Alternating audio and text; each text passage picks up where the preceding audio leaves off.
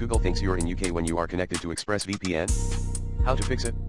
Google thinks you're in the UK because it is using your IP address to determine your location, and your IP address is changed by ExpressVPN to a UK server.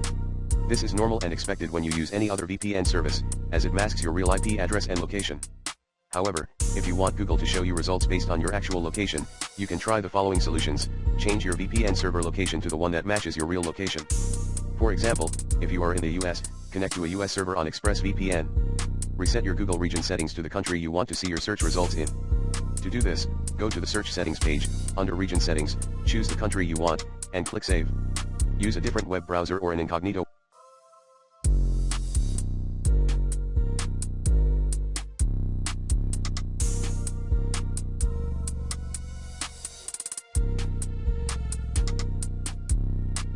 window to access Google, as your browser history, cookies, and cache may affect your location.